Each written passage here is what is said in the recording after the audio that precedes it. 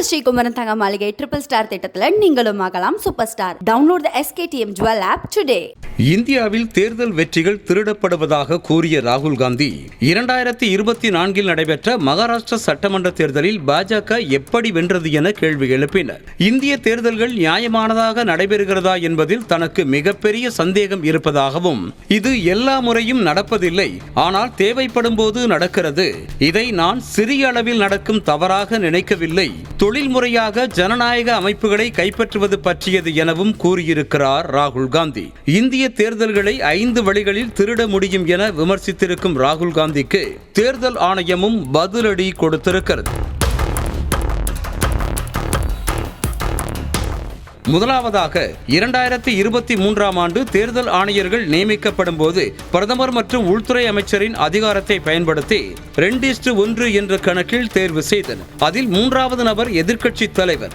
இதில் உச்சநீதிமன்ற தலைமை நீதிபதியை நீக்கிவிட்டு மத்திய அமைச்சரை நியமித்த இடத்திலேயே தேர்தலில் என்ன மாதிரியான ஜனநாயகத்தை உருவாக்க முடியும் என்பதற்கான பதில் இருப்பதாக விமர்சித்திருக்கிறார்.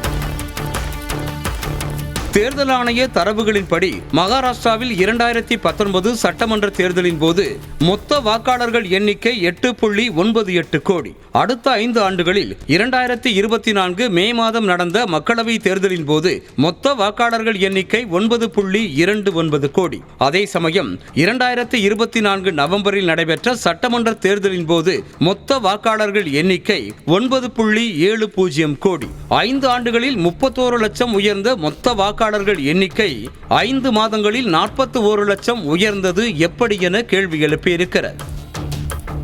மூன்றாவதாக எழுப்புவதுதான் முக்கியமான கேள்வி. தேர்தலில் நடக்கும் வாக்குப்பதிவின் போது நாளின் இறுதியில் தெரிவிக்கப்படும் வாக்குப்பதிவு சதவிகிதத்திற்கும் மறுநாள் திருத்தப்பட்ட இறுதி வாக்கு சதவிகிதத்திற்கும் மாறுபாடு இருக்கும். ஆனால் பெரிய அளவில் இருக்காது. அதேபோல மகாராஷ்டிராவில் 2009 ஆண்டு முதல் நாள் வழங்கப்பட்ட வாக்கு சதவிகிதம் 60 இருந்த நிலையில் மறுநாள் திருத்தப்பட்ட இறுதி வாக்கு சதவிகிதம் 59.5 இருந்தது. இதற்கான வித்தியாசம் 0.5% மட்டும்தான். இந்த வித்தியாசம் 2014 1.08% 2019 0.64% மட்டுமே இருந்திருக்கிறது. ஆனால் 2024 இந்த வித்தியாசம் 7.83 உயர்ந்ததுதான் பல்வேறு கேள்விகளுக்கும் வழிவகுக்கிறது என விமர்சிக்கிறார் ராகுல் காந்தி.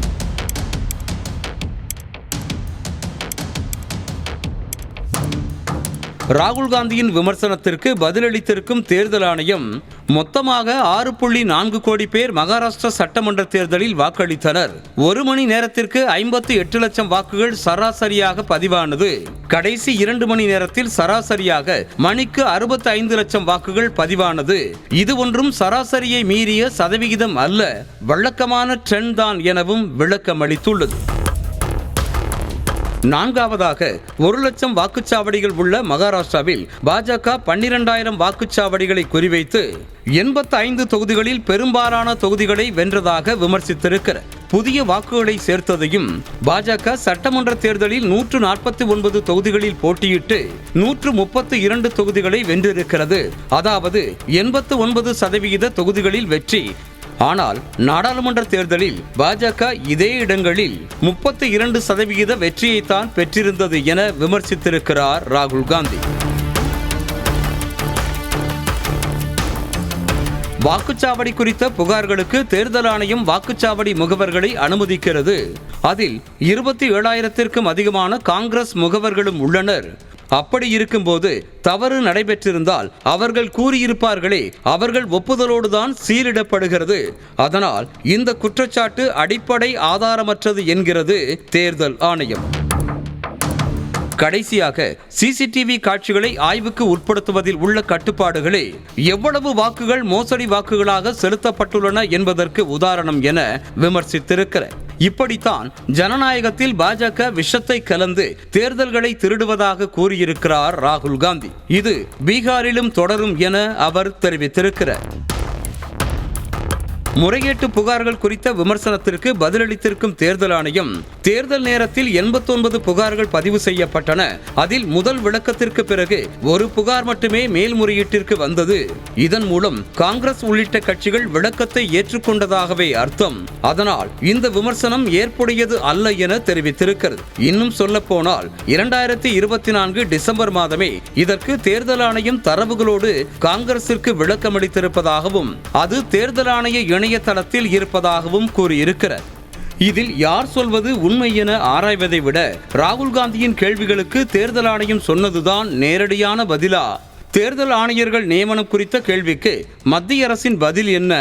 ராகுல் காந்தி டிசம்பர் மாதமே தேர்தல் ஆணையம் விளக்கம் தந்த நிலையில் இப்போது பிரச்சனையை பெரிதாக்குவதன் நோக்கம் என்ன என்ற பல்வேறு கேள்விகளுக்கும் விடை தேட வேண்டிய அவசியம் உள்ளது. நம்ம ஸ்ரீகுமரன் தங்க மாளிகை ட்ரிபிள் ஸ்டார் திட்டத்தில் நீங்களும் ஆகலாம் சூப்பர் ஸ்டார். டவுன்லோட் த SKTM Jewel app today.